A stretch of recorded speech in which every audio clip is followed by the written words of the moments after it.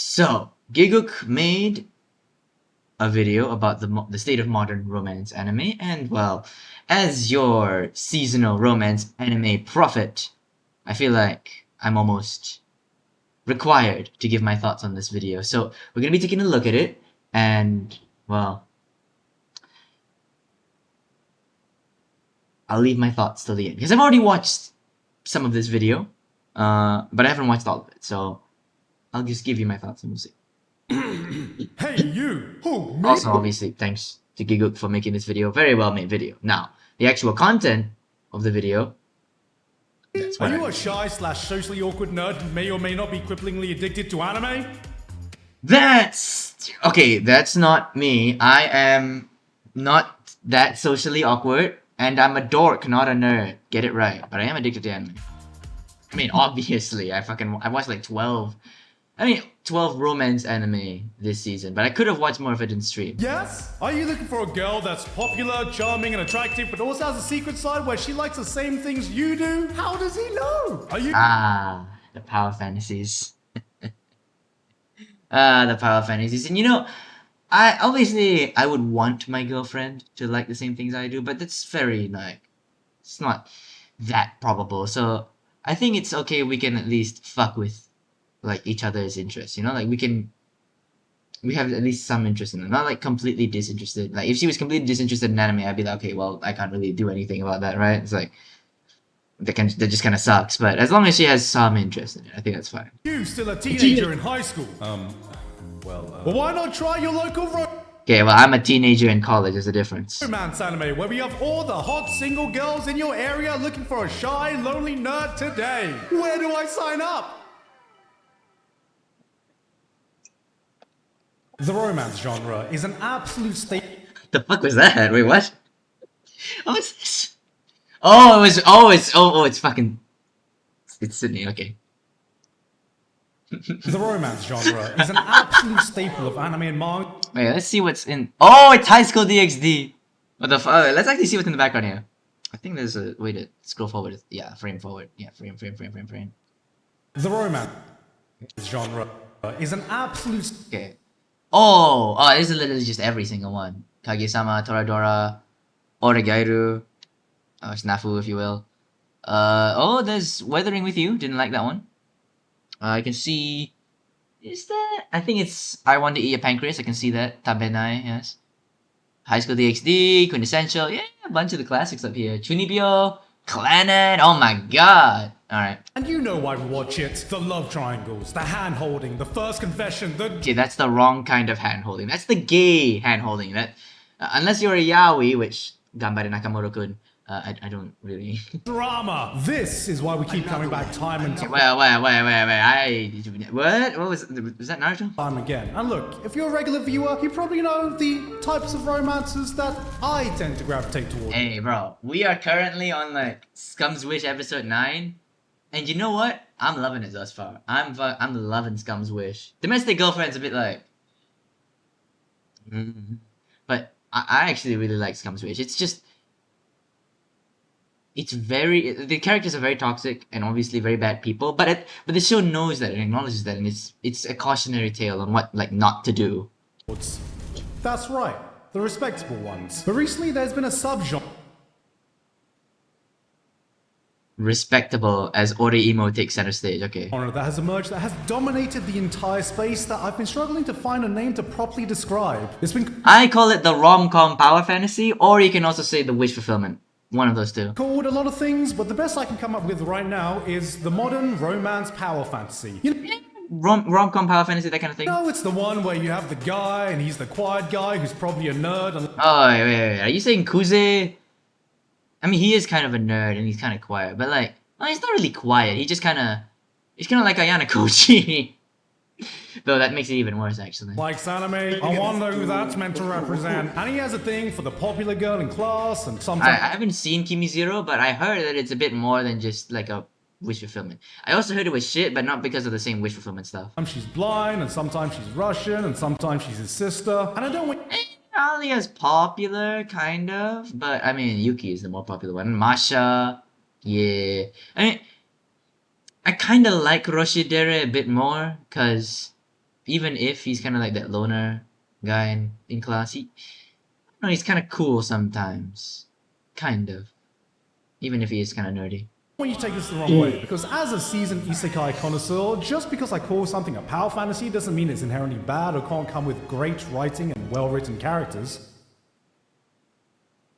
Yeah, I think that's absolutely true. Just because it's a power fantasy does not mean that it's gonna have, bad writing. But I do think that a lot of rom-com power fantasies do have quite a lot of bad writing. But there are maybe a couple that don't. Like, it's a good one. Horimiya was okay. Blue Box was alright. It was mid. Horimiya was good, actually. I guess I want to eat your pancreas. Ah, yeah. Like, I really enjoyed Nagatoro. Dress Up Darling was amazing as well, and then they stopped. I like both, but I don't love them. You know, like I can see what people see in both of these shows, but I don't really think it warrants being called amazing or anything. Like it's good. It develops its themes very well, but I don't think the characters are like that interesting. You know, they're just kind of there. Doesn't really have like it's not really an engaging plot to me because I'm not really that into like the cosplaying thing. And I don't know. While it does have a well developed theme, it's just that like these aren't very like interesting characters to me. So it's fun a little bit, and it's got a nice message, but that's about it to me. Started making more. Okay, I've actually watched that one though. I liked it on first watch, but on rewatch, fuck it. Fuck this shit. And more, alright, we're still Call of the Night was pretty good. going. Okay, there's still more. Kubo, Dangers. Kubo was I not terrible. Definitely felt that power fantasy stuff to it. Dangers was also mid. Alright. Okay, that's good. I did not like this one. What's it called again? Jimmy Boys. I realized I did not like it. I think we're good now.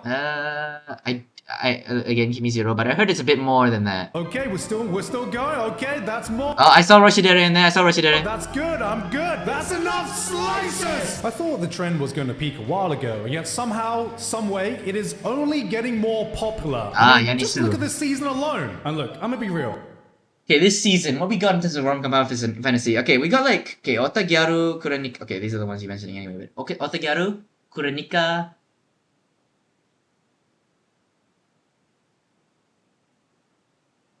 Honestly, I can't really think about that many. I actually check this season and see what we got. Well, spring, technically. Last season, if you will. Ooh. Okay, what is it? Otagyaru, Kuronika. Aishiteru again doesn't really count. I'm not gonna count that. Ponska. No, not really. Ponska doesn't count. Yoa Yoa, kind of. Oh, Haibara. That one definitely counts. Haibara, but I didn't like Haibara anyway. Nothing else really. Everything else was fine. Oh, Kiryu. Kiryu doesn't really count. I don't count Kiryu as that. But yeah, there wasn't that many that season. Only like 3, I guess, if you count. So honestly, I've out of considering there were like 16 romance anime this season, 3 is not that bad of a number. That's like a fifth of it. Whoopsie. A lot of these times I've glazed over these shows because most of the time they're always a bit too comfy, a bit too drama-free. Not enough spice compared to the romance anime I grew up with, but I needed to know why. Okay, I'm gonna save a lot of these reservations to the end because I do have a lot of reservations with like this take of like, oh, it's like a because the main argument I'd say is that it's like a different vibe because it's cozy, comforting to me. My main argument against that will be a show like Polar Opposites, but basically what I'm trying to say here is that just because you're a rom-com power fantasy, it doesn't mean you can't have. Even if you don't want to have interesting drama, you can still have more interesting characters. Kuronika kind of explored this to an extent, but Polar Opposites did it way better. Ramparts, I guess, but that one actually has drama. So, I'd say being pure, being wholesome, and being comforting does not absolve you from the need of having like interesting characters. Because obviously you're not really gonna have a plot. You're not really gonna have much conflict if you're that. So the only thing you can really do is develop your characters very well. And I just don't think these shows do it as well as they should. This has become such a dominating force in the space, so I thought I'd give it a second chance because I needed to reacclimate to normal society after rewatching Scum's Wish. Honestly, Scum's Wish is really good. You should watch it too. Thus far, at least. We still have 4 episodes to go. It's 3 recent shows that have just kept showing up on my timeline to see why this genre just doesn't seem to be going away. Otagyaru Kuranika Yanisu. Yanisu is technically a summer anime, but it had some mini episodes that aired in spring, so I guess it's gonna count for this. These as much of an unrealistic power fantasy as your standard isekai, just with a new lick of paint. Do I have the wrong image of them? Are these shows doing anything new in a saturated genre? Is Kuranika, yes. The other two, not really. Yanisu is, I guess, a bit new because it's adults. That's actually kind of, it is a bit fresh in that sense, but I don't really find it enough. Otagyaru as well is not very fresh. I mean, it's basically just a harem but 2 people. That's the fucking difference that Otagyaru gets, which is not that much. So I don't know about this, man. And even Kuranika is like, there's like a couple. There's like Umi and Maki get some development. I'll talk about it when he gets to that section though. New template for the modern anime fan wish fulfillment show. But you know what is my ultimate power fantasy? Hitting my favorite 5-star. And you know what is my ultimate power fantasy? Not having ads. Wait a minute.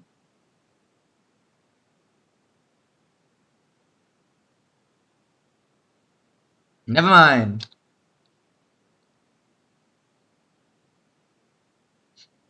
Jeez. Okay, wait. I think it's ending.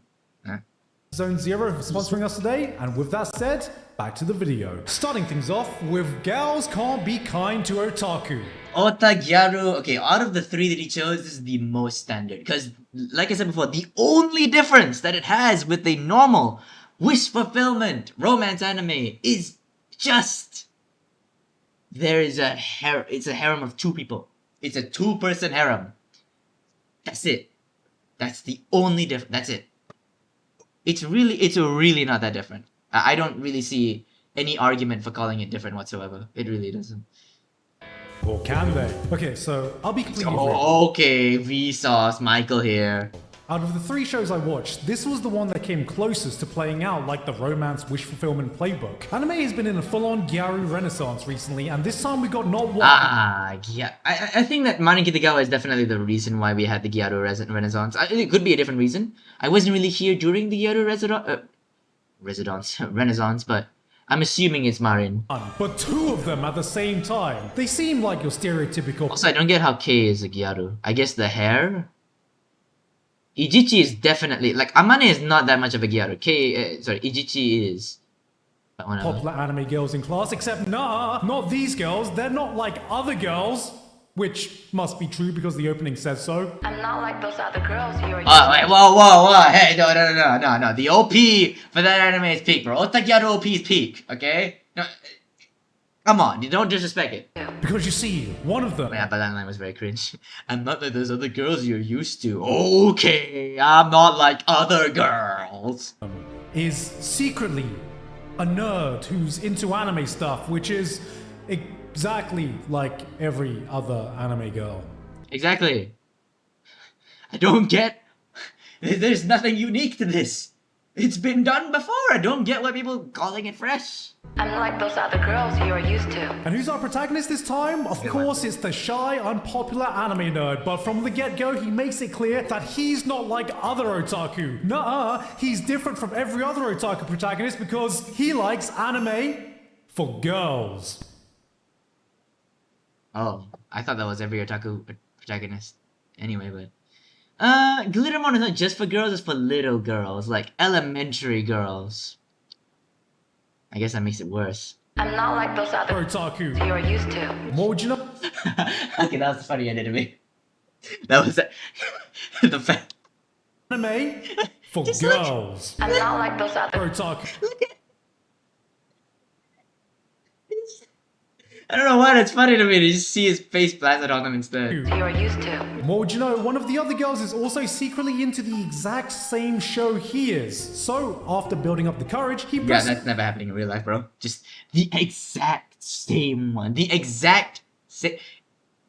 The odds. Even if they are an otaku, it's like the odds of them in being into the exact same show is insane. It's insane. What the fuck?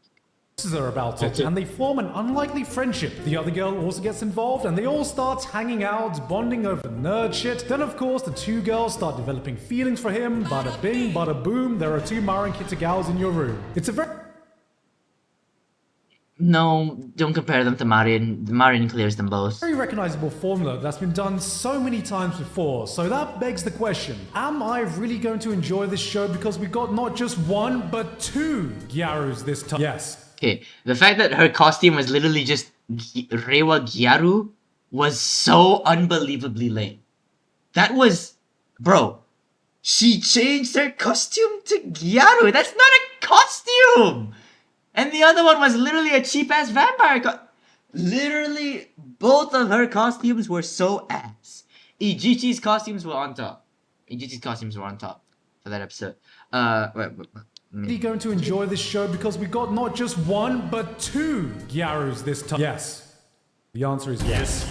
Well, okay. I found it alright. It was mid to me. I did not hate it, but it was certainly just an experience that I have that I've kind of forgotten about. Obviously, I still remember some details from the anime, but it's just one of those, it's like a snack to me. It's nothing, I'm not gonna rate it very highly, unless it's sour cream and onion flavored, but I'm not really gonna rate it lowly. It's just whatever, I don't care. Look, I'm not gonna lie to you. I'm a simple man. I see two peak Gyaru designs with likable personalities in a show with great production values from your typical romance, and I'm gonna fuck with it. I mean, just look. Okay, I'm not really gonna judge him on this one. It's just that, like, I can fuck with the show, but I can admit that it's not a very good show, right? Like, I fuck with Botan Kamina a lot. That's because it's very, very well animated, very well produced. Shut up, Gotham Chess! I don't want to know about your fucking... What? Why am I getting a Gotham Chess? Whatever. Whatever. Fucking Gotham Chess. The road! What was I saying again? I forgot. But I'm not really gonna judge that much. It's just that I know critically, Botan is not that good. It really isn't. But I acknowledge that I fuck with it quite a lot and I enjoy it quite a bit because it's Yuri and it's very well animated, very well directed, very good soundtrack. All into that Yuri. So I can fuck with it a lot, but I can see critically that it's not that. It's the same thing for Otagyar. Even if I fucked with it a lot, which I didn't really, I would still only really give it a 6 because that's the rating it deserves. Right? Botan only deserves like a 7. I'm sorry. It's just, it's true. To me at least. And that's far at least. I haven't finished it yet. I have to get to that soon.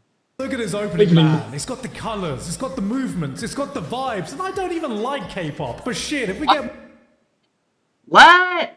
I mean, no. More S-tier Gyarus, I'll become the biggest Stray Kids, Blackpink, BTS, TXT listener. I don't even know what I'm saying. These are just... Also, these aren't even S-tier Gyarus. They're like B or A tier Gyarus. They are B or A tier. Marin's an S tier. Ijichi and Amane, like high B, low A to me. I got pretty high standards. That is to me. Have I seen this exact play-by-play before? Yes. Yeah. Did this show do a lot? Yeah, that show was actually crazy though. These are just letters to look me. At this, Have look I at seen this. Look at this. Exact play-by-play before? Yo, what the hell is Ijichi looking at, bro? What the fuck is she looking at? She looking straight at it. Oh. Oh. Oh. Yes. Did this show do a lot to surprise me? No, but it was just really well executed. And I think the main reason I think this show works really well is that it gives us a love triangle with equally strong contenders on both sides. Too many romance anime come to their stories but... Well, wait a minute. That's not a romance anime. That's fucking Oshinoku. That's not a romance. Tending to have a love triangle that looks like this, but you know, a lot of the time it actually just looks like this. Here... To be fair... I feel as if Arima gets with the childhood friend afterwards. Both girls get introduced at the same time. They both have their equal charms and they share... And also, like... I guess that's interesting. Like, the fact that they give... that it's an actual love triangle is, I guess, interesting. Because... that's... yeah, it's like a... like I said before, it's like a harem with two people. And I admit that that's something the show does. Well, I don't really know. It's like... I feel as if love triangles should, you know, be equal anyway. Like, this isn't really a praise to Otagiaru as much as it is a diss to other anime that use love triangles poorly. One of the reasons I don't really like Blue Box. Equal amount of screen time with the protagonist. I came into this with the mindset of it being your typical comfort romances, but with two girls this time. But the more episodes I watched, the more I've realized what this show truly is. It is that. It is just a comfort wish fulfillment anime, but with two girls. I cannot see any argument that it isn't. This is a harem anime with only two options, and boy... Yeah, okay, that's what I said. Now you're entering my playing field. As much as I had a good time with it though, I gotta be honest, it did have its fair share of moments that I like to call shit I see in romance anime that makes me want to become a grass toucher. Main character creaming their pants over the slightest bit of female touch. Oh man. Oh, don't run through these tropes, bro. This is gonna be torture. And alright lads, I think it's been a while since I've gone out for a run, yeah? Protagonist having a full-blown hallucination thanks to smelling a woman's scent in his room. Oh,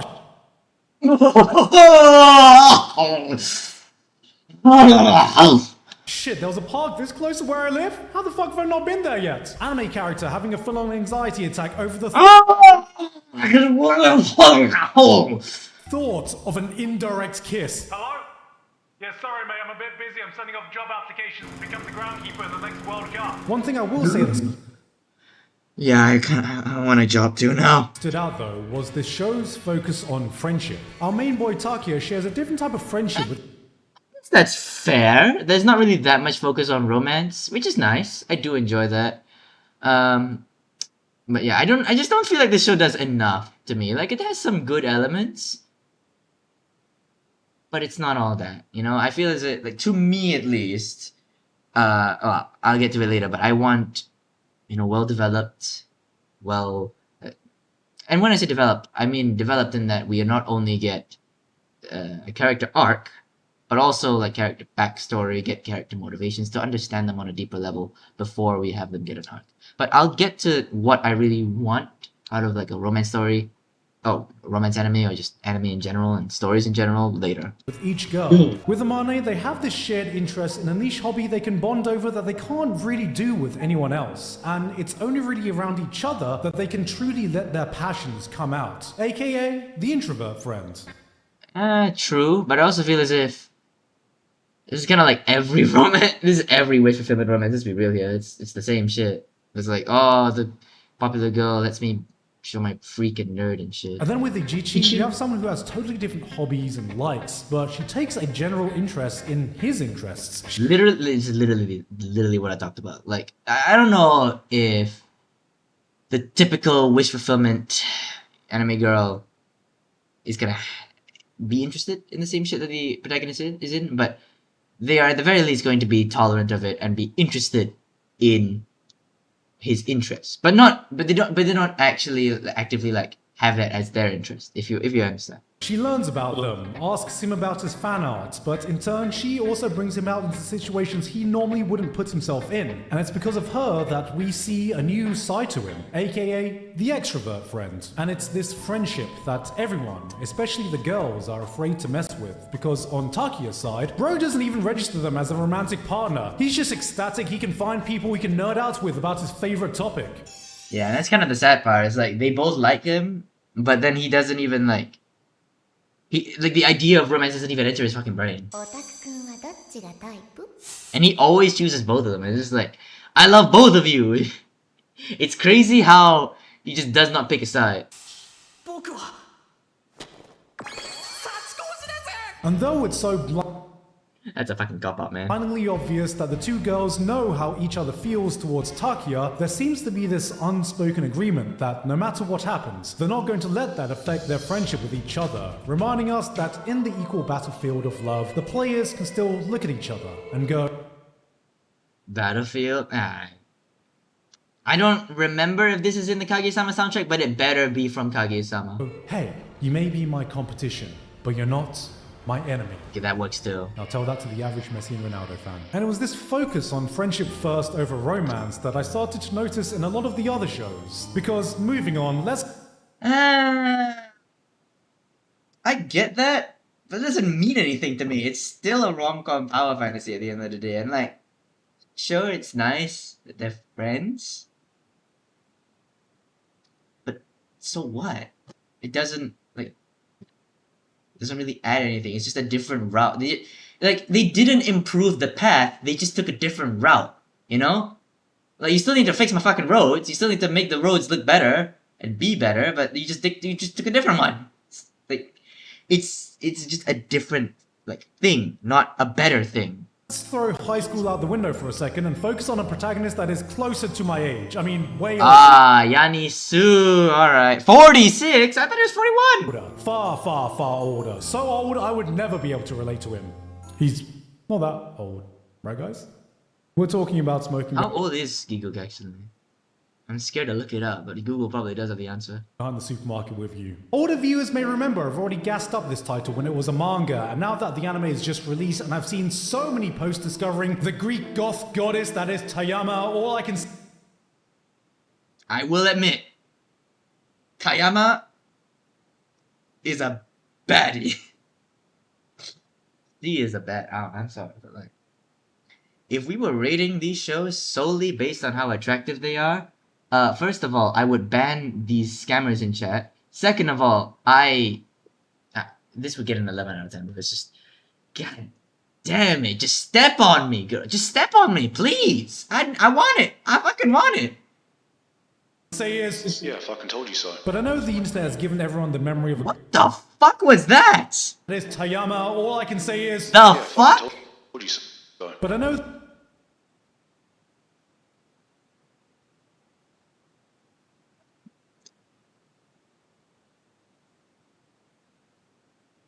Huh?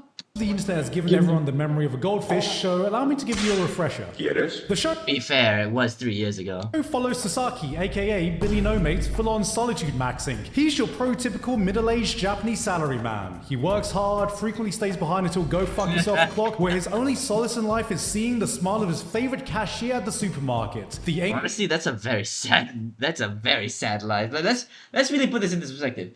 If Tayama, or I guess Yamada, never approached him, that is genuinely one of the saddest lives I've ever seen. And I don't really know what I can say to that. Angel in an apron, Yamada. I think the only way we can describe him having a healthy work balance is if we use your mum as a counterweight. You can... Whoa, what the fuck? Are your mom joke in the big 2-6? Gigguk, you're supposed to be better than your mom in the big 2-6. In the big 2-6? You're supposed to be better than this. Gigguk, you're supposed to be better than this. You can tell a lot about a man, about what he buys at Tesco's after a long day of work, so let's see what our lad is picking up. Alright, looks like he's got some half-price daikon. Ooh, what else? Some mochi chips? I still don't understand a mochi chip. What the fuck is the point of a mochi chip? It's like, you took the nice, chewy, almost melt in your mouth texture of mochi, and you made it into the exact fucking opposite, a chip. Why? It doesn't make sense. Why would you make it into a chip form? It's perfect! I see you, big man. What the fuck is that branding? And oh, yes, it's been a long day, so here comes a couple of cold ones. Respect. Oh, damn, must have been a really long day of, really long day of work. Okay, brother, okay, you can stop now, okay? Come on, brother, that's enough! On this one day... You could say Sasaki fully blossoms when drunk. Yeah, fuck me. Though, Yamada is nowhere to be found, so he has to find some other way to cope with his life. 500 cigarettes. And who does... I've actually watched that episode, yes. What was it called again? Orville? I think it was Orville, something like that. I forgot what it was called. But... was it Orville? Or was it something else? I remember the species, they smoked cigarettes. And then, they were hiding their cigarettes everywhere. And then there was just one point where... Okay, let me actually get my pillow. Just to ring the point home. I'll bring this. Okay, at one point, they were, hiding their cigarettes in every nook and cranny. So, in, the tables, underneath the bed, or in the closet. And then they pulled out a pillow. and then the pillow just was made of cigarettes. Like they just replaced the actual pillow part of the pillow with cigarettes. And it's just like, okay, what's the point of the other hiding place? Because in every other hiding place, you just put a singular cigarette. But this one was just filled to the brim with this. It was like, what's the point of the other hiding places? All of your cigarettes are basically just in one place. Just put it on there. Does he find wandering around in the smoking area? Yes, it's the sassy lassie Tayama. 何系かわからんけど強い見た目の子だな Striking? The fuck you mean? I think you mean like hot? Attractive? What are some other words for this? Baddie? Striking is not really like, in terms of appearance, no. In terms of what I want her to do to me, yes. スーパーの従業員とは思えない Does he know? Does he know? He doesn't know! I wonder who she could be. しかし雑すぎるだろう田山と山田って And well, that's the show. Sasaki comes by the Yes, that is the show. I do not really like Yanisu that much. Got rid of my pillow. I don't really like Yanisu that much. It's alright. Kinda like Otegara for me. And I get it. Got a nice vibe. That's about it. It's just another wish fulfillment to me. Not really all that funny. And it's sweet, I guess. What do you want me to say, man? It's fine. supermarket after work to smoke and shoot the shit with Yamada. I'm sorry, Tayama. Over time, they relax and open up. Their fondness of one another grows, and all the while, Tayama withholds the secret that she's actually his angel and his devil. So yeah, this is Bro, devil. The fuck? She's not my devil. She's my mom, bro. It's like, I mean, even if she was my devil, I'd let her punish me. This is basically what happens if you put Senko-san and Call of the Night into a blender with a carton of Lucky Strikes. Lucky Strikes become the world-ranked #1 cancer speedrunner. でももし医者にタバコやめろって言われたら You know, I said this in my reactions to the show, but I really do not like smokers. I'm sorry to all you smokers in the audience, but I do not like your kind. You just, I don't want to breathe in your smoke when I have to go to work, when I have to go to college. I don't want to breathe that in. So, yeah, no, I just don't like you guys. I'm sorry. It's just the truth. Simply turn around and tell them to fuck off. The reason I wanted to revisit this series was just to show that you don't always need to be in high school to get a little bit of cheeky power fantasy. Because yes, as a teenager, I mean, most isekai power fantasies are about adults. Hikikomori adults, fat loser chud adults that die and they get isekai into like a fantasy world. you can fantasize about getting noticed by the popular girl in class, but you know, as an exhausted adult crashing out after your 9-to-5 grind, what man wouldn't want to vibe with a hot anime goth girl after hours, even if... I mean, like, yes, I do get that. And obviously, as a teenager myself, I'm not really going to be able to relate to the to the target audience of this show and to the people that will probably love this show the most. But there is no but. That's just my point. I won't be able to relate to you guys. You have to speedrun cancer in the process. At face value, it doesn't take a genius to figure out what this show's appeal is. I mean, just look at her. Tayama's aesthetic is basically peak performance in the eyes of 90% of modern... Oh! Goddamn!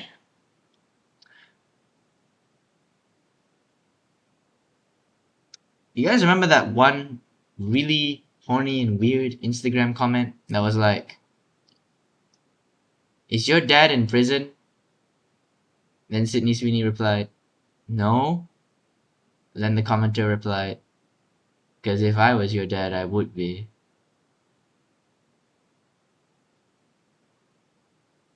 I'm kind of feeling that right now. Anime fans. She's what Michelangelo would come up with if you asked him to sculpt the perfect Reddit profile picture. あんた三つが Whoa, no. The perfect Reddit profile picture would be a K-on girl. Let's get that straight. されているんですか Yup. And I don't know, Oh, no shit. Like, I would fucking simp for her. Like, use me, step on me. I don't care. there's just something about her that reminds me of someone else. I just can't quite put my finger on it.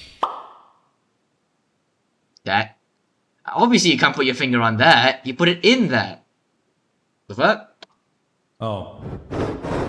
But you know, Kunka. unlike all of us down bad degenerates, Sasaki is a gentleman. He's genuine.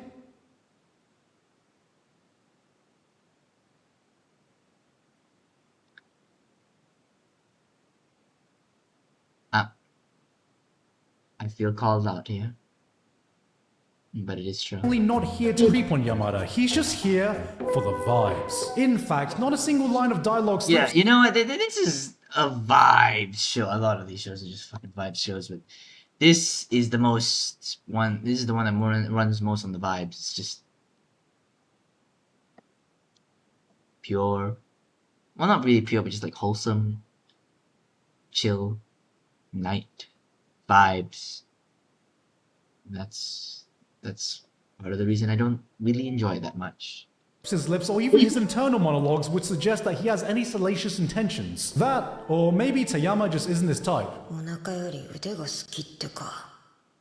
The fuck?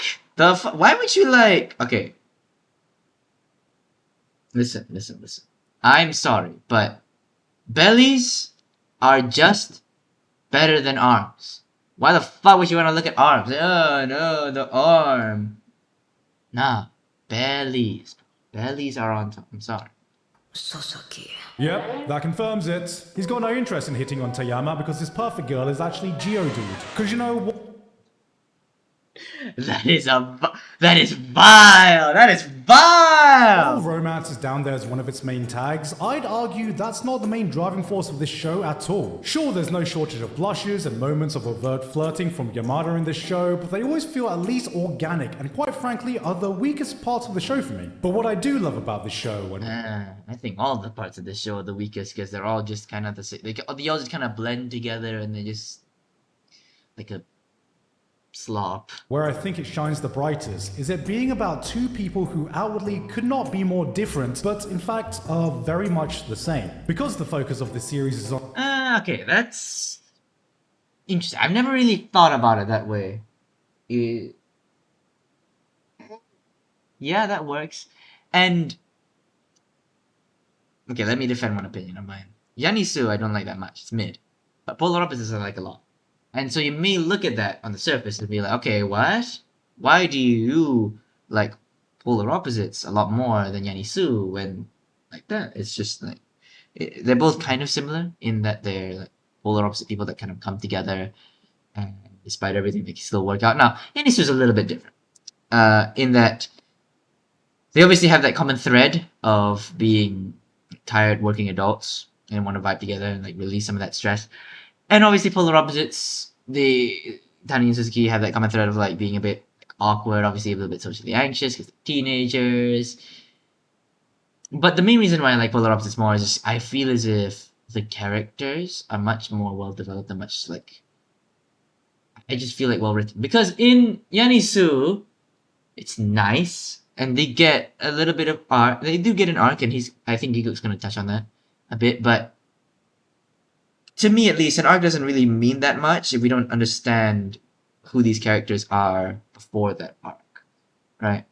Or why these characters are the way they are before that arc. Like that adds to the emotional weight. So that's why I like Polar Opposites a bit more, because not only does it develop its characters and giving them an arc, but it also develops them in the way that it actually gives them like some backstory, some of their motivation. Like with Taira, with Azuma, we get to see why they are the way they are, and how that influences who they become later on and the development they get later on in the show. Same thing with Tani and Suzuki. To a lesser extent, Yamada and Nishi. With Yanisu, obviously you could say his backstory is that he's a working adult, but like, it's a fucking lame backstory. That's a self-insert backstory, not a well-developed one. It's just, like, obviously it works. Yes, he is a tired working adult, and I guess the development that he gets is fine. It's just that I want a bit more. On Sasaki, I want something a bit more personal rather than just really... I don't want something like super cookie cutter, it can fit into everyone. I want something a bit more personal than that. Viewer, it's easy to miss that Yamada is going through pretty much the same stress as he is. Outside of work, we don't see any friends or family of hers. The show puts great emphasis on all the... Damn. I haven't gotten that far into the show, but... Bro, even Sasaki has friends. Like, goddamn. Sasaki works until midnight, but brushes over the fact that Yamada is always there at the supermarket at that time as well. The show... Yeah, I mean... I guess the difference is that they have different shifts. Obviously, Sasaki's shift's probably like the stereotypical like 9 to 5 or whatever kind of shift. But I always assumed that Yamada's shift was always just like the night shift, you know, like from, I don't know, fucking 8 p.m. Is it 8 p.m. to 12 a.m. or some shit? It makes it very clear that he's as much of a comfort to her as both versions of her are to him. しょうがないじゃん。佐々木さん、私の癒し枠なんだもん。And once again, honestly, not that sad. It's just that, like, obviously communicating with people is a lot healthier than just looking at someone. That's a bit healthier to me. But it is still kind of sad. I wish that, and it's not really their fault that it's kind of sad. It's just work culture, man. I wish it could change. 何それ 山田さんのレジ並ぶ佐々木さんと同じだよ。 Because the focus of the show is the time they spend together and their jobs, you rarely see anything outside of that. But the one time you do, you see both of them live in small apartments with near to... That's a bit of a spoiler. I haven't gone that far into the show, God damn it! You don't spoil me that much, Gigguk. no visible possessions, eating junk food and drinking alcohol. 酒買って裏でタバコ吸って帰って寝る。 From what we've seen so far, they simply don't... You know what? It's just kind of like you make a routine out of it, and your day is just kind of homogenized and become the same shit, and it's just all dull. These are the only moments that really have any sort of spice to them, any sort of like variance. It's like I said before, it's sad, but it's not their fault. Work culture, man. Fuck it.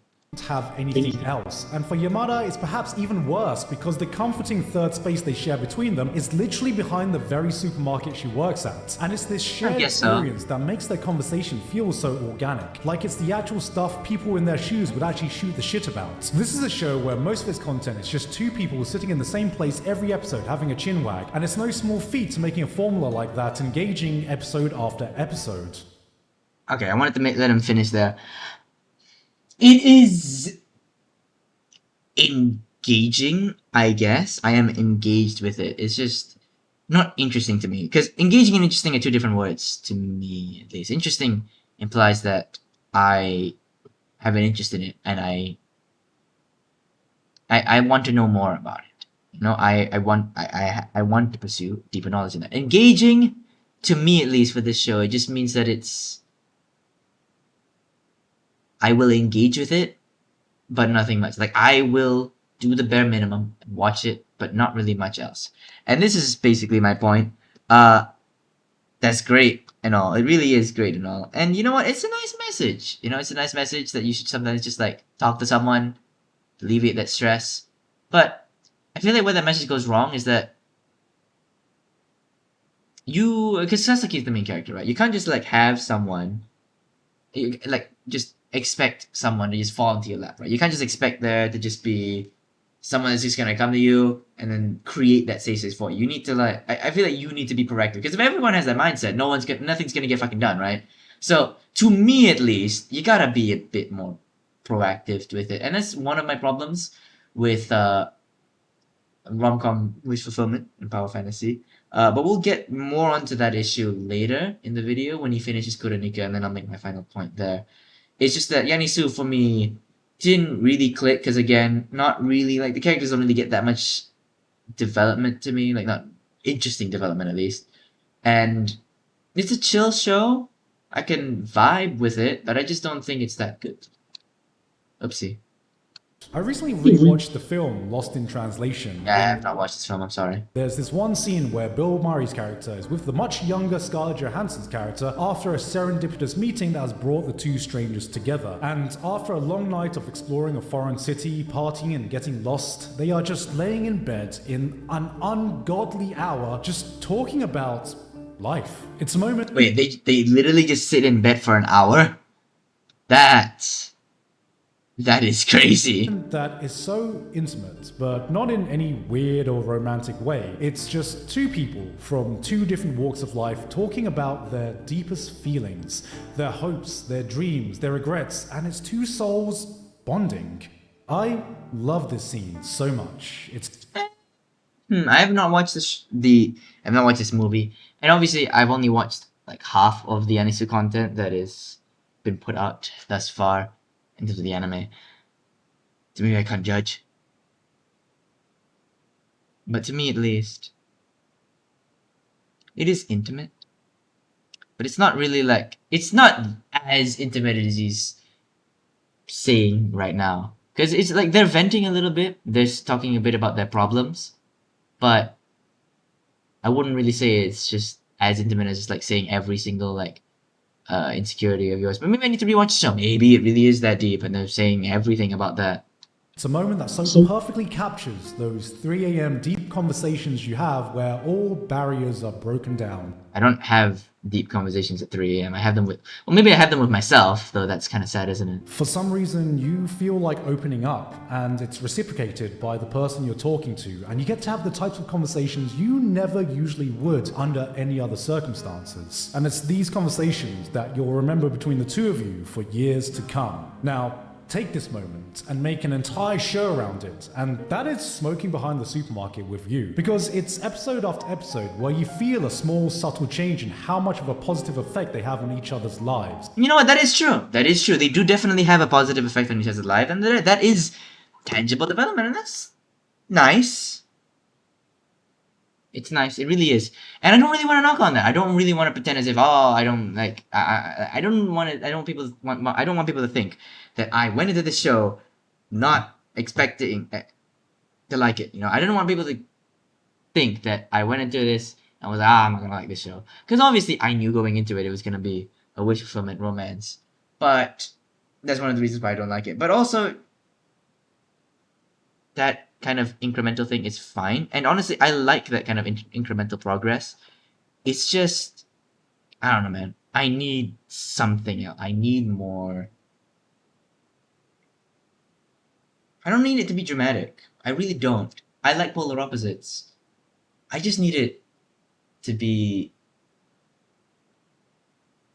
How do I describe it? I don't know, I need it to have a bit more weight to me. Obviously, it's nice that it's just kind of small incremental changes, but to me, at least with small incremental changes, I feel as, like I said before, I want more of like, not just backstory, but just a deeper insight into why these characters are the way they are. Like, why they think, the way they think, why they act the way they act. And I feel like with that, that's how you make these like small incremental arcs feel a bit more impactful to me. And again, we'll get back to that at the end of this video, but it's just missing that element, you know? It's just missing that element of deep exploration, I'd say. It's kind of gnawing at the surface and it's like wholesome and cute, but it lacks that deep exploration, and there's another part of it that does annoy me, but it's very hard to explain my feelings about this. It's honestly, who the fuck even understands their own feelings, but I hope that I've been able to express it enough. Gradually, the scenes of Sasaki's work feel less and less stressful. Things that would have previously knocked him out, he begins to take in his stride. You can feel that because he's now got something more positive going in his life, everything else feels more positive because of it. Work is easier when there's something after work to look forward to. For a show of this type that is clearly targeted towards an older audience, I can definitely say that this is the vibe I goddamn crave, even more than having a straight up romance. But again, having a show with this setup that is more catered to a mature audience is certainly a rarity in anime. You know, that's maybe why I don't like it that much. It's a more mature audience.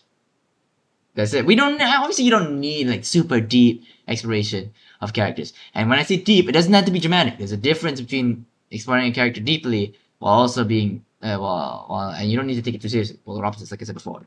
Because, going back to high school, if there was one show that on paper... Kuronika! Oh, okay, I have a lot to say about Kuronika. I like it. I think it's good. 7 point something out of 10.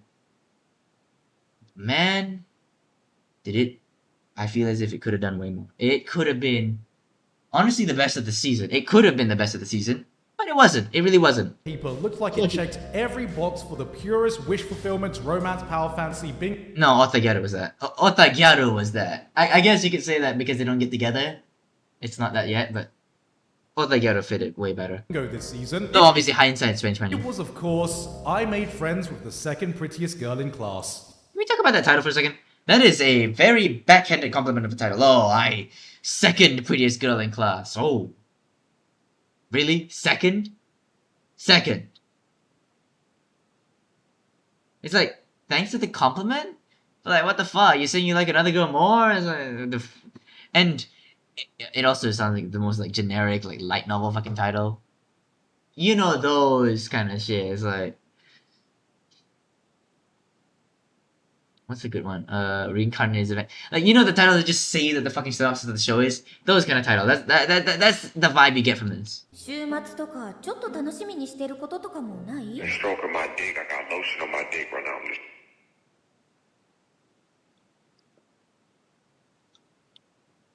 On your weekends? Bro.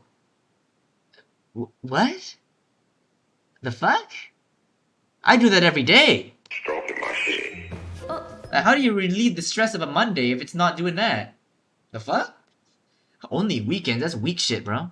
Weak. Get it? Weak. But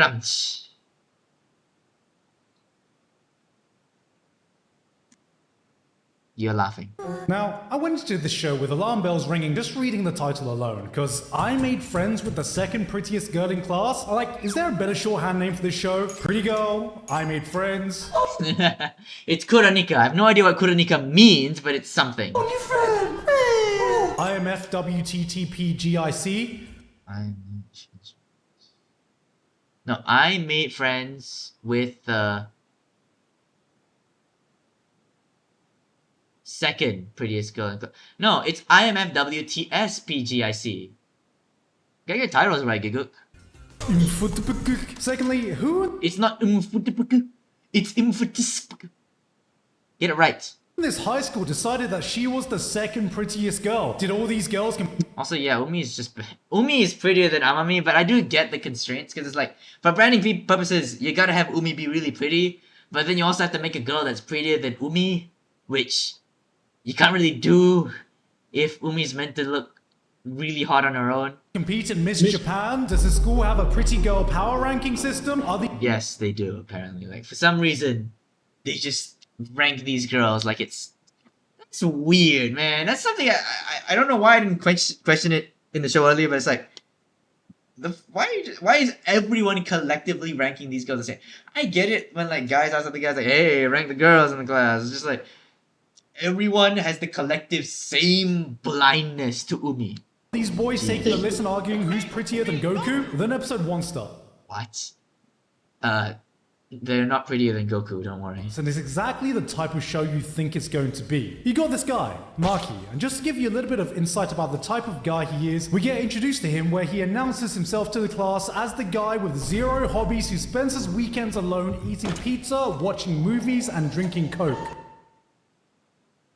That's not fair. He also games. I shit you not. Under skills, he puts gaming. What else is he supposed to put there? Sleeping? Gooning? Like, it would be sadder to put none. Brother, what? Shit, man, why stop there? You could have added not showering, being broken, giving you a... If you think about it, Maki never showers in the show. If you think, like, thinking about it, on my limited memory of Kuranika, does he shower? Wait a minute, he doesn't! Yo, Gigguk's actually right! opinion on when you got a war game. Blood's Tinder profile probably has as much chance of finding a match as Italy does winning this year's World Cup. Sorry. Okay, shots fired. Damn. Italy, I didn't mean for you to catch strays. I'm just really into the World Cup right now. But of course, this is anime, where having the personality of lukewarm beer makes you a full-on Giga-Chad in the anime high school hierarchy, and Umi, the titular second prettiest girl in class, takes notice and follows him into a store. Yeah, because obviously she has all the same fucking interests as him, and they're all fucking in sync, and it's all just perfect. Wow, ain't that fucking nice, huh? Also, they can bond over B-movies together, and from there they become...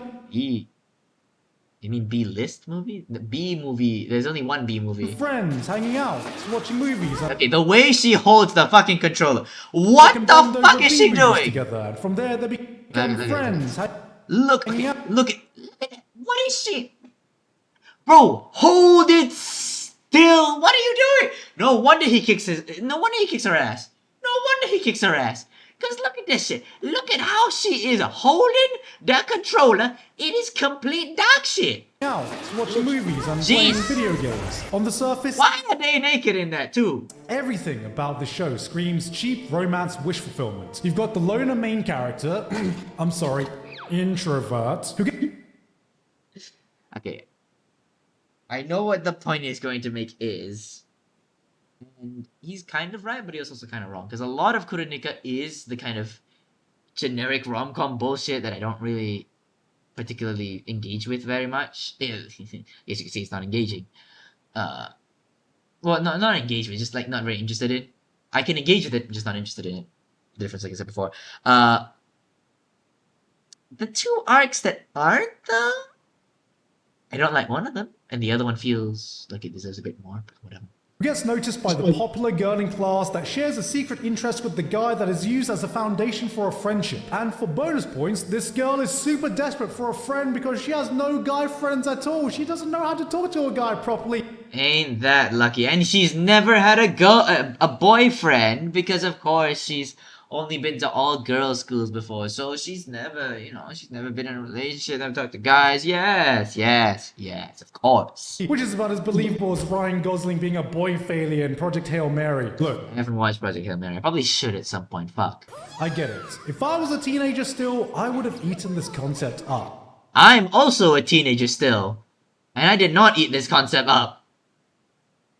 I mean, like, when I react to it, maybe I didn't, like, kind of fuck with it, but this is not the kind of show for me, even as a teenager, because, like, I'm sorry, but I'm pretty well put together right now. I mean, I like to say that, but I genuinely feel as if I'm pretty well put together right now, and I'm happy about that, I'm pretty rare, but I'm actually kind of stable, emotionally, socially, I guess. It's just, I don't really find a need for these kind of shows, and I've just kind of realized that I shouldn't need these kind of shows. I shouldn't really want to watch these kinds of shows because I'm happy. I don't need to insert myself into someone else's life because I've already got a good one.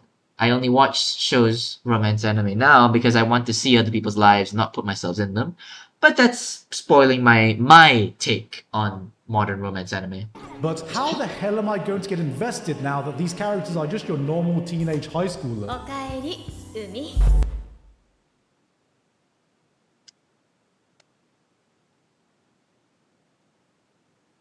Mommy. Lord have mercy. We must stay focused, brothers. We must stay focused. Who gives a shit? Who gives a shit?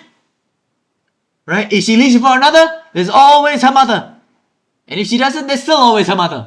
I was prepared to go on a rant on how this isn't too dissimilar to your cheap power fantasy isekais, except the fantasy is just a different genre. But you would be absolutely right.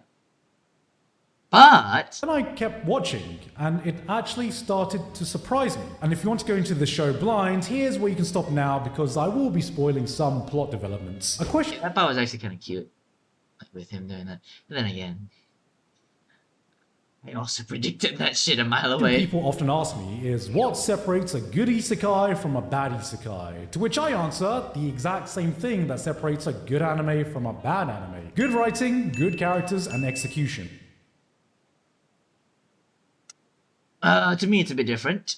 I'll get into why I consider this criteria better, but to me at least, that's very writing, characters, execution. That doesn't mean anything to me. To me, at least, what a good anime is, one of 4, maybe 5 things. All right, a well-written, like a plot that makes sense, that doesn't have many holes, and isn't like super predictable. It's an interesting plot. It's well made. That's it. Characters, I want them to be well developed. Like I said earlier, I want to get a bit into their. You don't need to really go into their backstory too much, but just into the way they think. Really define who they are, so that you can really feel the weight of who they become later. That's what I like. And then, third, conflict.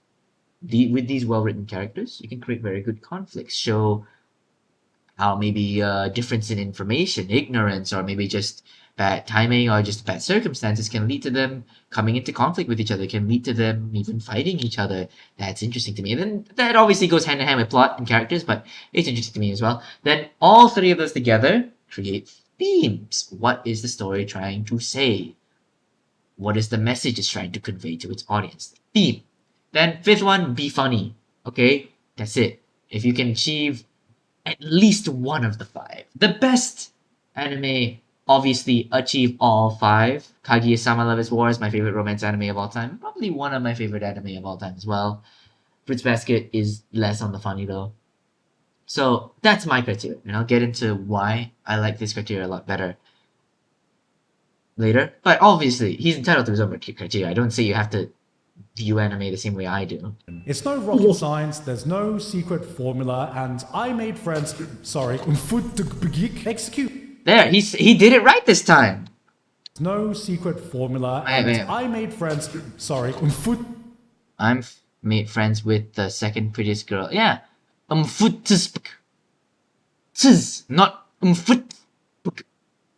He forgot. He changed the T to an S now. He remembers now. Executes this far better than what I was expecting. Umi and Maki are just two. I'll let him go. Two grounded characters who genuinely make a great couple that are far less tropey than the premise would make you believe. The fuck? I mean, okay, I'll fuck with you a little bit. They're a bit less tropey in that they just share each other's hobbies, but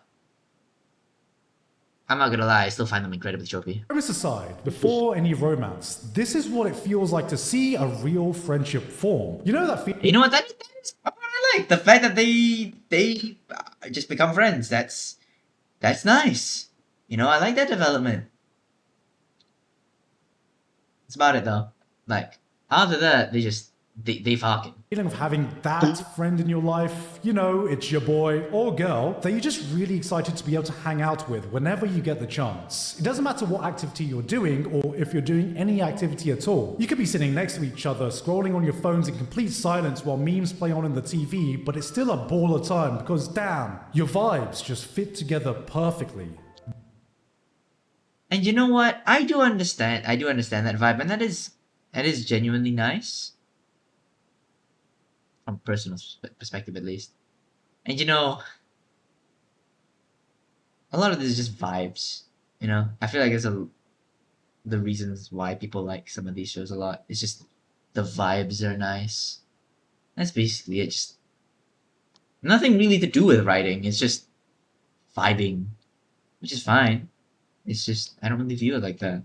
This show captures that feeling. It's been a while since I've seen a relationship develop so naturally in a romance anime. Yeah. It's not... The romance in this is probably the best out of the three. Probably one of the best of the season.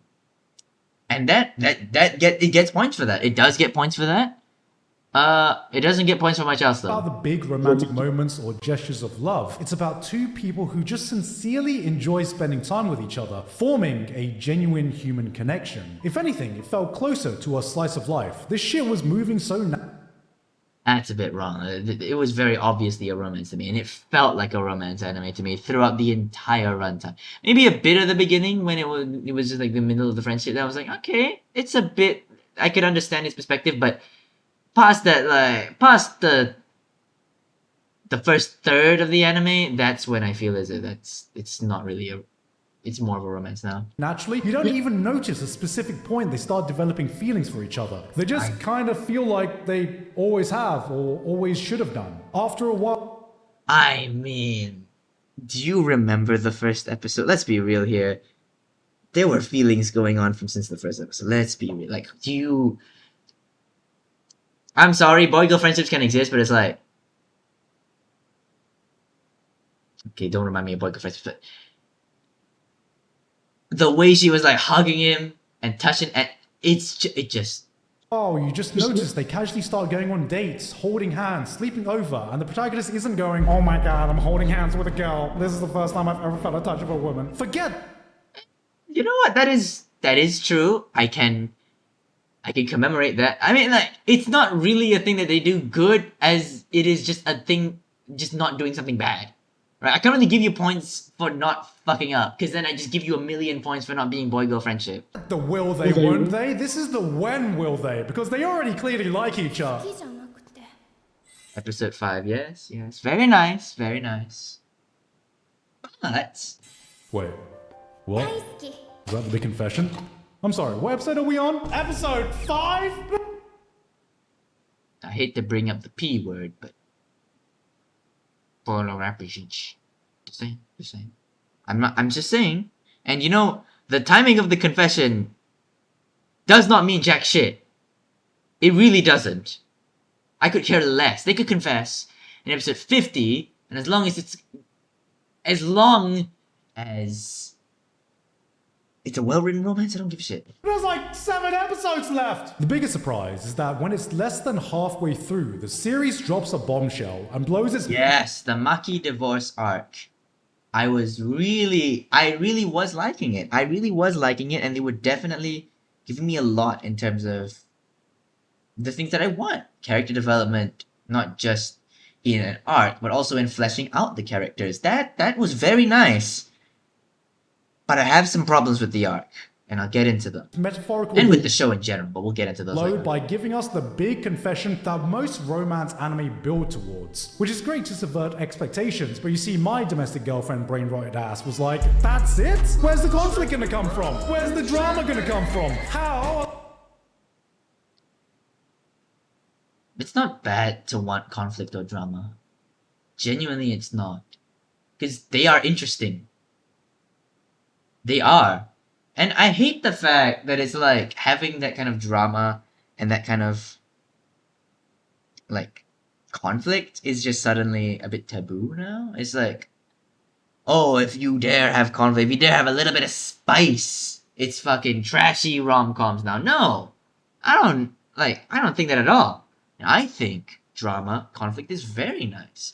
Now, there's a spectrum, obviously. Scum's Wish is very spicy, and I can understand why people call it spicy, but I wouldn't call it trashy. It's spicy, not trashy. Trashy is domestic girlfriend. Trashy is rent-a-girlfriend. Trashy is bad. Spicy is just a lot of conflict, drama, that kind of thing. To me, at least, we should not be stigmatizing spicy romance. But I feel as if the community has shifted so much towards pure, wholesome romance that you have to write your characters very well. To me, at least, because you're lacking the other elements. You have to write your characters incredibly well. And the thing is, they don't. They don't really write them as well as I would want them to be written for me to really consider them good. Otherwise, because they just lack all the other elements that I would want in an anime or just a piece of, like, or just a show in general. And that's why I just don't really like it as much. Are they gonna keep the story interesting? But this is where it really starts to show its true colors. Because instead of manufacturing conflicts, like adding a third girl midway through to introduce a love triangle, and the audience thinks, oh great. Kind of, but not really. Amami is just kind of there to make you feel jealous. Umi feel jealous. Here she comes. They've introduced the Italy of the best girl tournament. The conflict. Oh, okay. This man just shitting on Italy so much. I don't even follow the World Cup that much. It's just like, what the? Chill out, bro. Mamma mia. Is instead internal. I thought the title was just going to be like not.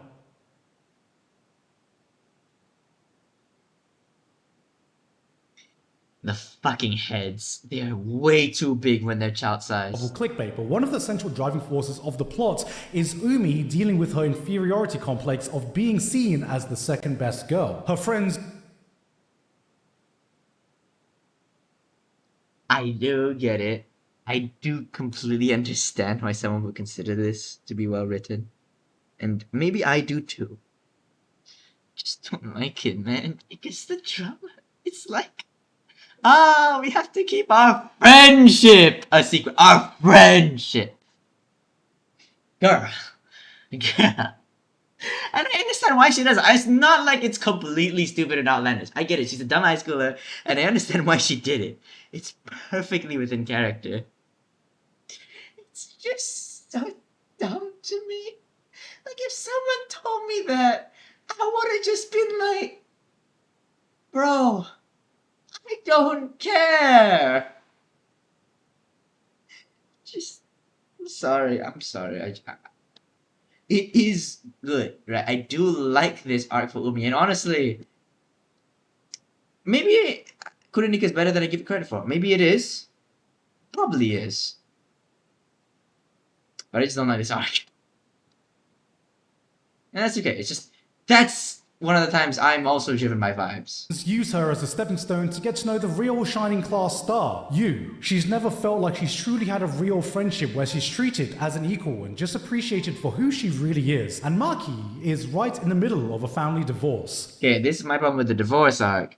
It is very nice in how Maki develops. And you know what? I do really like what they do with this character. Just this is a little bit disappointing to me because I feel as if it could have been a bit more, you know? I feel like the scene where he confronts his parents should have been an entire episode. I feel as if there was just so much that could have been said, so much that should have been said, not only between Maki and his parents, but also between the parents and between, like, Maki to each individual parent. That it could have been an entire episode of just that. Then you end the episode off of them taking photos. That, in an ideal world, that would have been the entire episode to me, because there's just so much that could have been said, should have been said, and it's part of like character development to me, and how, because the arc was building towards so much, I feel as if because the ending of that arc wasn't as, like, maybe not dramatic, but just wasn't as in-depth as I wanted it to be, and wasn't as impactful as I wanted it to be, it just disappointed me. And I know, it's a little bit lame to say that, and I do agree that Kurenika is probably better than I give it credit for, but to me at least, it disappointed me in that aspect. His dad is seeing another woman, his mum is clearly fighting off a boatload of stress, and as a teenager, he's dealing with so much turmoil, he shuts down and emotionally distances himself from the problem, and in turn, everything else in his life. None of this is presented in a dramatic or over-the-top way. It's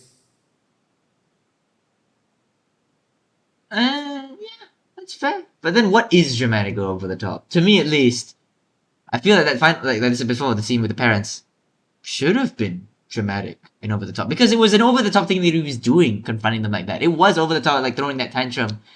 It was. So I feel like that's the moment where it should have been a bit more dramatic. It's muted, it's quiet, and it just feels real. This was a level of emotional depth I wasn't expecting from this show. Both of their troubles stemmed from a lack of ability to fully talk and communicate about their inner feelings, and it's the bonds they form with each other that helps them to gather the courage to confront these problems head on. Funnily enough, there is a problem. I do kind of not like their relationship to one extent, even if I do think it's very nicely developed. I have one criticism, and I'll leave it a bit later. The romance is really just a byproduct of the two of them pushing to bring out the best in their respective partners to help them through these issues. And I think this is the exact point that I realize why these types of romance shows are so prevalent in the modern anime space. Okay, that's... Honestly, now that I think about it, kind of true. It is kind of true, in that it is accurate to how love should work. Trying to support your partners and making sure that they can become the best version of themselves, and supporting them in order to do that. And that it's fair. It's nice. It really is nice. And it's a nice message. But I'm not gonna lie, I don't really like some of these shows, especially if it gets very aggressive in that. Obviously, the arc of, like, the loner kid, like, learning to make friends and shit, that's so done so many times. And I like Kurenika the most out of these three because it's a little bit different in that. Like, they actually give him something very interesting. Now, I do believe that the payoff wasn't very well. And, setup is great. But if the payoff isn't that good, I'm not really going to like it that much. And the same thing with Umi as well. The setup, it was kind of the opposite though. The setup was like, I didn't really care. And the payoff, thus I also didn't really care. Because then again, like I said before, kinda stupid to me. And I know it's easy for me to sit on my high horse and my cushy little seat and be like, "Oh, that's such a stupid decision. You can't just hide your friendship." Yeah, I know, and I do understand that it is completely within character for her to do that. I just think that it's a bit too dramatic for my. It's like that is like dramatic. It's a bit like, I guess, corny a little bit, a bit of a It's a cornball moment to me at least, and obviously it sucks what Umi went through, and I would never wish that upon people. But I'm not gonna lie, I still didn't. For all those reasons, I just didn't really like the arc. And the one reason why I don't really rate this anime that high, I don't think I could really give it that 8, is because the relationship, right? A lot, especially the final 2 episodes. But I feel as if a lot of this show hinges on the relationship, and while it is well developed, it's honestly kind of scary. And I do understand why they did this, because it is real for teenagers, and it is realistic. But I wish the show would acknowledge it for a second. It's a bit of an unhealthy relationship, because he showed one of the scenes before where Umi hugs him from the back, and I remember she says a line of the same ilk as this, not exactly a reenactment of it, but I remember she says that I wouldn't know how to live without you, something like that. And Maki says something like that later on as well. And to me, at least, it's nice. It's nice that you have someone you lean on, but it's not nice to have someone you should mostly depend on. And that's the problem with these shows, and that's the problem with some of these power fantasies in general, right? Obviously, the best thing to do is to build someone up in order to make them be the best version of themselves. But I feel as if at some point, it's very difficult to distinguish when someone is able to actually better themselves, or when they are kind of have their partner as a leg, a support leg, and being that they lean on in order to like feel as if they're better, feel as if they've come higher. And there's a big difference between those two, because, for example, with Umi and Maki, if they were to leave each other, which obviously won't happen in the story, but if they were, what the fuck happens, right? Like, does all of what they built just get destroyed, right? And I would like to say the answer is no, but I honestly don't know, and that's where the line that's where the line is blurred to me, because for a lot of these shows, I do not know whether that growth is maintained or not, right? Because obviously Maki has a couple friends, mostly female, but there's Seki.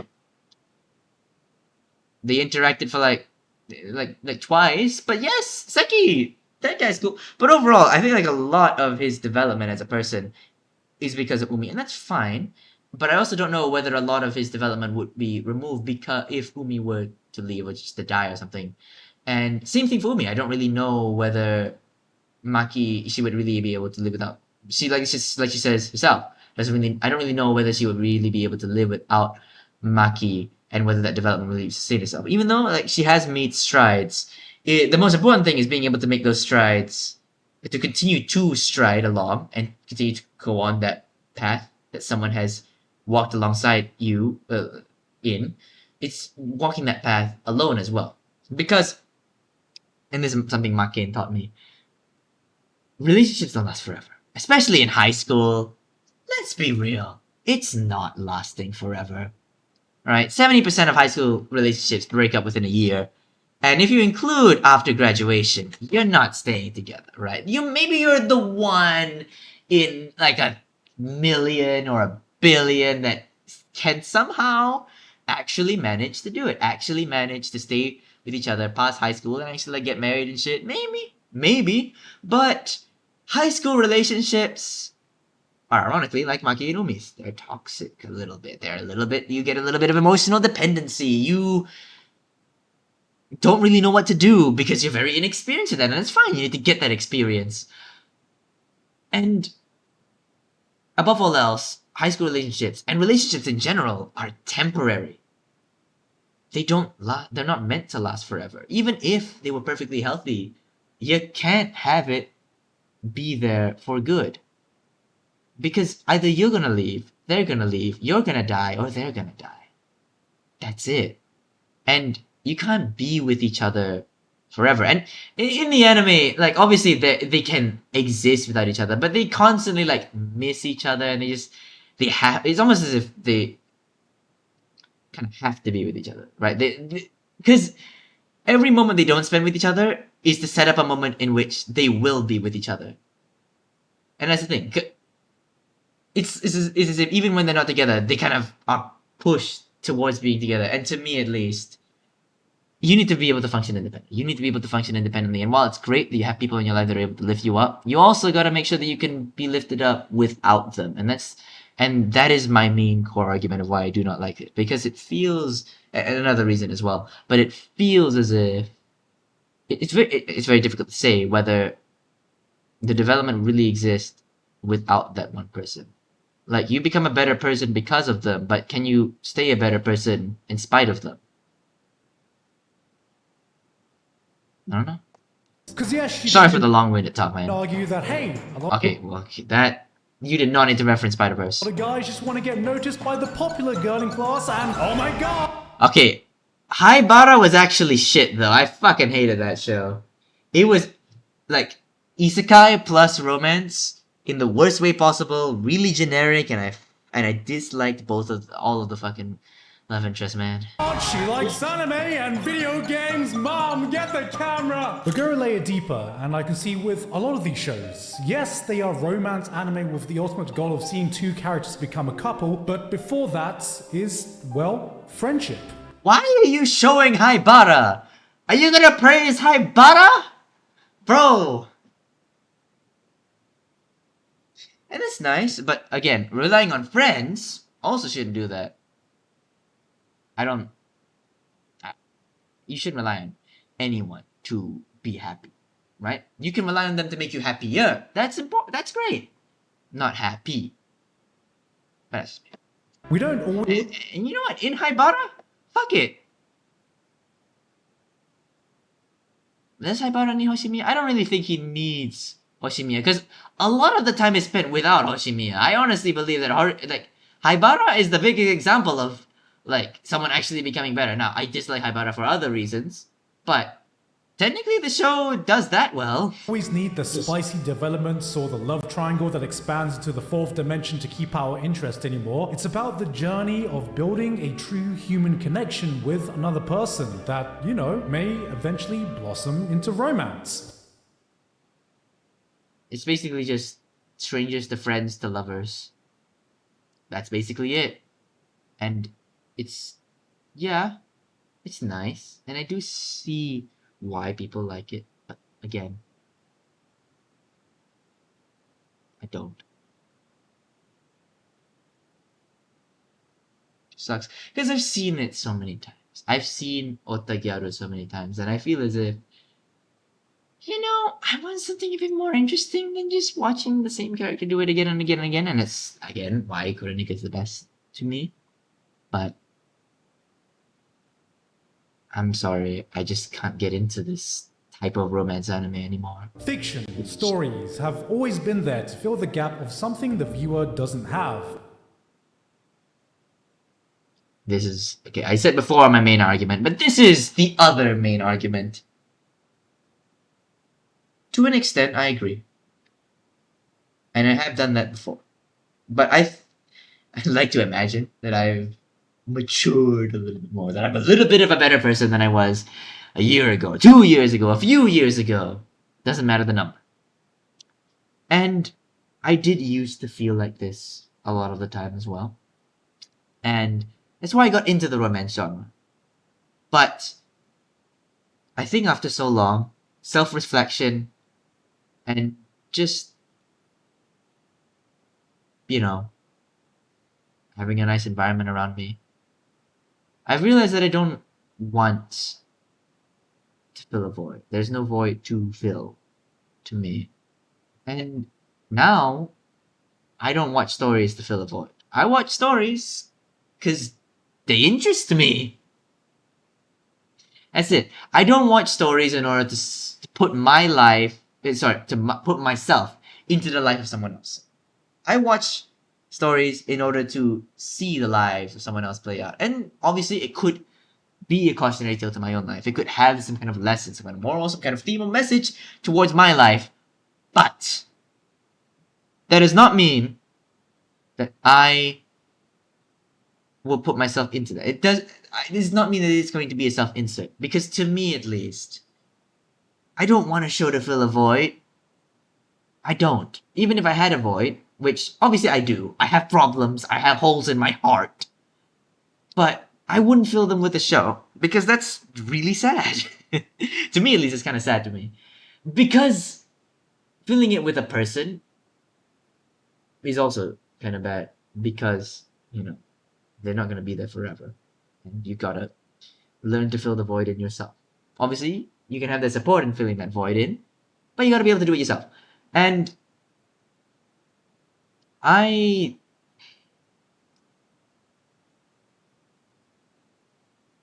just don't like it when a show also fills that void. Because why should it be a show that does that? Right? Why can't you do it yourself? For Yanisu, if you're tired and you want to relieve a little stress, have some kind of deep conversation, call up a friend, man. Don't, like, wish for someone to waltz into your life that you can have that conversation with. Probably already do. You probably already do. With Otagyaru. You want someone to nerd out with? Hang out with like that you can share your hobbies and interests in? Fuck, there's probably someone out there that you can do that with. And, Kuranika, I don't really...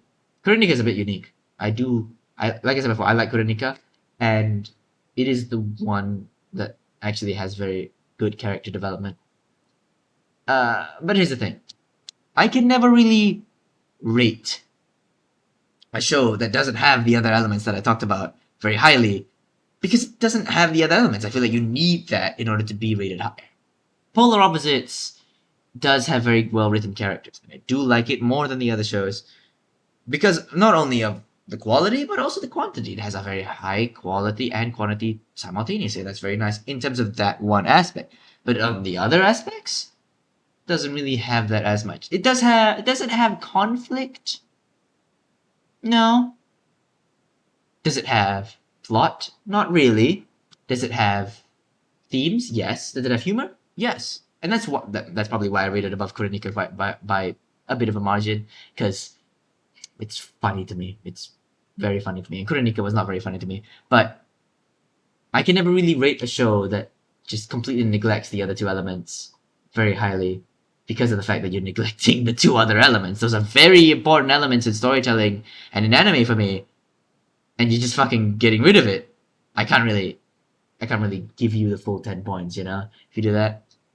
But what they do with their characters is very nice, though. What they do with the characters is very nice. And back to the earlier topic, I feel as if every single thing that you should be doing is kind of being packaged into an entertainment with these kind of self-fulfillment, wish fulfillment things.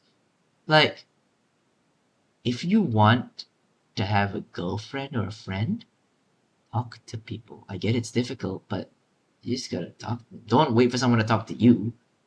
Right? And obviously, that's kind of the message. You gotta just, like, make friends and shit, but it's not really gonna help you. I don't watch these shows because I want to see what my life could be. I want to see what other people's lives could be.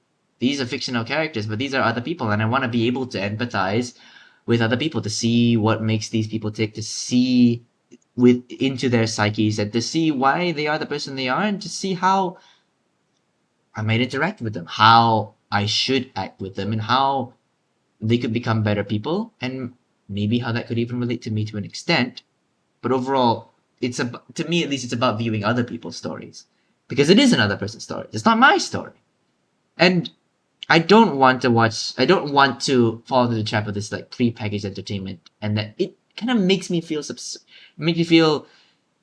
comforted, but it's a dangerous kind of comfort. It's kind of like what the screenslaver said in Incredibles 2. You know, you don't talk, you watch talk shows. You don't play games, you watch game shows. Every single thing that you could and probably should be doing is prepackaged into some form of entertainment. And I don't think the dangerous part is that people don't realize that. I think the dangerous part is that people realize that. Because a lot of times people are just kind of like, that's not me. I'm fucking single. And I don't have a girlfriend, I don't have friends, I'm a loner. And that's the problem. It's not that they're entranced in this dream, it's that they wake up from the dream. And they realize that it was a dream. But that's the thing. It's not just a dream. It is a future that you could have. Yes. But that's if you stop dreaming and start doing it. I don't want to give you fucking life advice because I'm the last person you need life advice from. Trust me. But your heart should grow bolder, not greedier. Alright? Don't wish for things to happen. Make them happen. Be bold in it. To quote Nike, do it. Right? I fucking hate to do it, but yes, they are right in that respect. Fuck you. But yeah, that's just my 2 cents about it. I like Kuronika a lot. But now obviously I have some problems with it, like I said before. The other 2 shows, don't really give a shit about. And rom-com power fantasies in general, don't really give a shit about that much. Not gonna lie, don't like them. And I like Ramparts of Ice a lot. I think it delves into its characters a lot. And it has interesting drama. Conflict, not really. And I guess it has some semblance of a plot. It's worse than Polar Opposites though, because it's not as funny. And even if it does develop a lot of characters very well, I also feel as if it might fall into the same track that I do for other rom-com power fantasies, but with other rom-com power fantasies, it definitely feels as if you're supposed to self-insert. But for Ramparts of Ice, it's mainly just watching someone else do it. I don't really feel as if I'm supposed to be Koyun, I'm supposed to be Minato, supposed to be Yota, supposed to be Miki. I feel as if I'm actually just watching a microcosm of someone else's life, and that's the kind of feeling I want when I watch a story. Not that like, oh, I'm supposed to like, this person's literally me. I don't want to, like, it's nice to feel that way, and it's nice to be able to self-insert, but after a certain point, it kind of feels disgusting. It's, like I said before, a snack. And I'm tired of snacking. I want something a bit richer. I want something a bit better. Not just Ramparts of Ice, but something more than that. You know, like your, what's it? Iriduku, not Iriduku. Makiine. Suka Suka. Fruits Basket. I know I'm listing some of the greats right now, but that's what we should all strive to become. I'm not expecting every anime to be that way. And obviously there is a place for comfort anime, but I feel as if that place is not as big as the industry is saying it is. That's all. And even if there is a space, I won't really watch it that much because I don't really need it that much, at least at this. Maybe if I do go into a rut again, I'll get back into this shit. But for now, not really. I don't really know what to do now because I feel as if I just gave my thesis, but there's still like a minute left in the video. Which, okay, they're gonna talk about the male loneliness epidemic. I guess we'll keep watching, but it's kind of awkward to start watching again after I've just given that whole pep talk. It's, yeah. And forgive me for this conjecture, but I don't think it's a coincidence that in an era where the new generation are apparently going through a loneliness epidemic, where we went through a period that has just completely fucked with our social skills for a bit, the fantasy that a lot of people may crave might just be finding that right person they can bond with on a deeper level. And that's another problem I really have with it, because obviously it's nice that they start with friendship, but I feel like they need to highlight the fact that you can just be friends! You can just be friends, but they always gotta make it a romance. They always gotta make it a romance. And that's why, and one of the reasons why I like Ramparts. I'm sorry. Yota and Koyun are just friends. Very comfortable with each other, yes. But they're just friends. They can share their struggles with each other. They can vent with each other. And that's fucking great. They don't need to develop that into a romance because they don't need it to be a romance. They are literally just friends. And that's great. You don't need the love of your life. You don't need that. You just need a person that's willing to care for you. A person that's willing to be a shoulder to cry on, or just willing to fuck with whatever you talk about. Well, maybe not whatever, but with the shit that you're interested in. That's what you need. And obviously these shows kind of say that, but I feel like you really need to nail the point that you do not need a relationship. And that's the third point that I wanted to make. You don't need a relationship. These shows make it seem as if, you know, romance, love of your life coming into your life, that shit's gonna make your life great. That shit's gonna be amazing. And that's what breeds... I'm sorry, that's what breeds incels. That's what breeds incels. That's what breeds chuds. Because people watch this shit. Myself included. I fell into this trap too. People watch this shit. And they think that, oh, if I get a girlfriend, everything will become great. Because, obviously, they start off as friends. I'm not saying that they don't. But, because of the fact that it's very clearly romantic since the beginning. You can tell it's romantic since the fucking beginning. Don't kid me with that. But people can believe as if those romantic feelings, finding love of your life, finding a partner, that's the shit that's gonna make you better. But that's not it, right? Obviously, they can help. They are going to help make you a better person. But friends can do that too. Your parents can do that too. Your family, your loved ones, every one of your relationships can do that too. And you know who else can do that too? You know what else can do that too? You! Right? So, that's... I don't really know how to end it, but that's my point. Okay? Ironically, romance is romanticizing romance. I know that that's such a dumb thing to say, right? It sounds super dumb and pretentious, but it is true. Romance is overly romanticizing romance. And I don't like that. And I fell into that trap myself. I don't like it. I think that true change comes from within, not from without. But that's just my 2 cents. That's right. The real power fantasy might just be the fuck off! Friends we made along the way. Does anyone have a noose? Does anyone have a... You know what? I'm gonna cut some grass. Fuck this shit, bro. Fuck this shit. I'm gonna go touch some fucking grass. You guys want anything? Like, do you want anything? Like a meat bun or something? Like, do you want something? Because I'm gonna go touch some grass right now. I don't want to deal with this shit. I'm sorry. Just fuck off with that shit, man. Fuck off. What is that? What is that? Just go jump off a roof, man.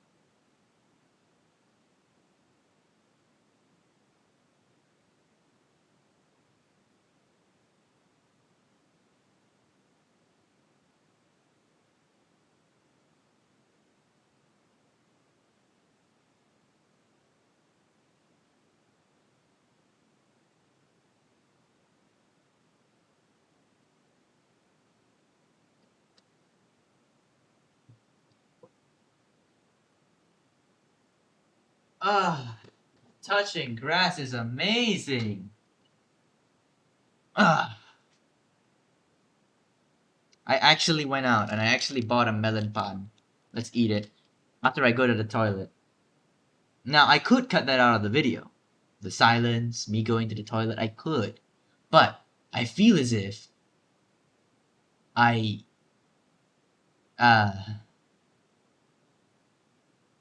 No, I probably should.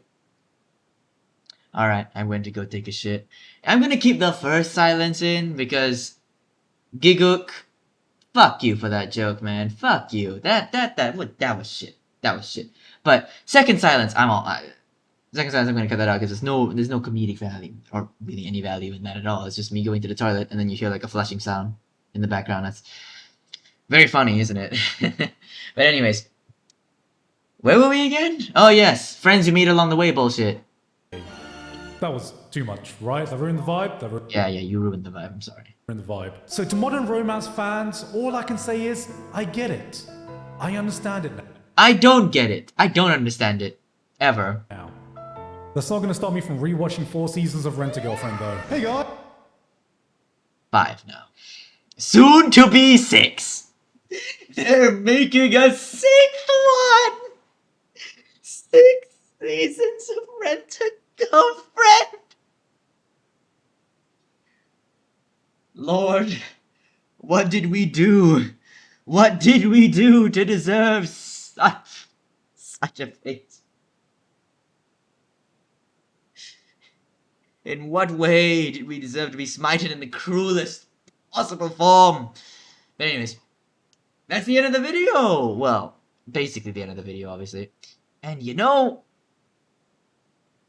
I have a lot of thoughts. Fuck it, this pose kinda... I shouldn't be hitting that. Yeah, the main reasons why I hate romance anime I've stated before. First of all, with the modern romance. First of all, don't really feel like it does much in terms of the other elements of storytelling, in my opinion. Second of all, I kind of forgot what my points were. Hey, this is all ad-libbed, okay? It's all me coming up with this shit on the spot. That's why it's called a reaction. I can't fucking think about this beforehand, god damn it. Oh yeah. The second part was, I don't like the dependency thing, and like you can't change without other people. Then the third part was like romanticization of romance. Very ironic thing to say, I know. But please excuse me as I failed to open up the video. That's fun. Yeah. I think maybe I'm reaching a bit, because with Kuronika especially, I feel like it fits these way less. It's definitely way less. For the other two, I think it fits perfectly.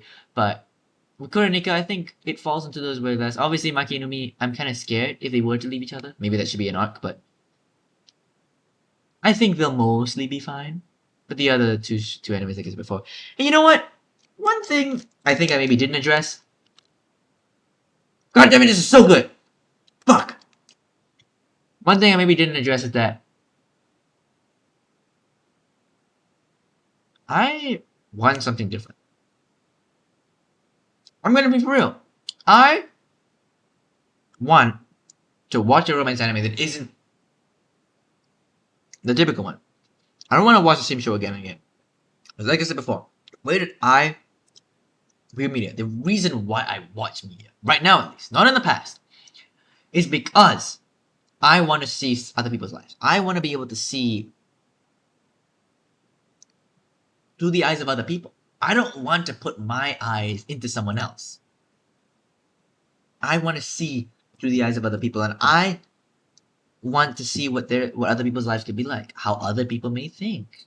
I want to gain that kind of knowledge via a show. Obviously, I could do that via interacting with people, but obviously there's only so many people I could interact with, and shows give a nice microcosm into just the worldview of a lot of other people, along with also being enjoyable in terms of like being funny as well. So when I watch a show like Otagyaru or Yanisu, I just kind of check out something. Obviously, I react to it, try to make it entertaining as much as I can, but I check out. I do check out because of the fact that I've watched similar shows a lot of the times. And because of the fact that I've watched so many similar shows, I just feel as if I want something different, right? I don't want to watch the same life again and again. I want to watch a different life. I want to watch other people's lives, like I said before. So maybe that's why. Maybe I'm just tired of it all. And I am. I kind of am. But I still come back. Because even if I'm tired, I still eat up rom-com shit, man. I still enjoy it. I still do. I may not enjoy that much, and I may not think of them very well critically, but all the tropes that make us want to touch grass, make us want to kill ourselves, that shit, it's still cringe, yes, but it's the good kind. It kind of makes me laugh as well. Haibara was so generic, but I still fucking loved it. Why? Because I'm the rom-com anime prophet. I love rom-com animes. It's just the truth. Even the tropey ones, like Fragrant Flower, even the shitty ones like Fragrant Flower, I still love them. So, well, okay, I don't like Fragrant Flower. That one's a bit too much. That's actually too cheesy to go into that. That's too far. But for most cases, I'm fine. For most cases, I'm fine. So that's just my take. And don't take my advice, man. Listen to my anime opinion, sure, but don't take my life advice. All right, you don't need life advice from me. You don't need life advice in general, but that's different life advice that I give people. Just help yourself, man. And I don't mean to food, you fat ass. No, help yourself. And not to drinks either. But, yeah, I don't really know how to end this video. I just kind of like go check out the original Gigguk video. Obviously, shit. How long is this reaction?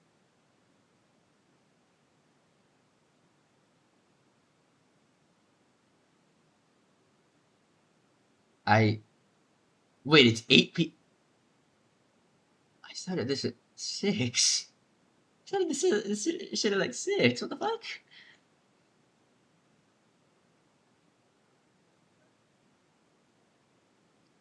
I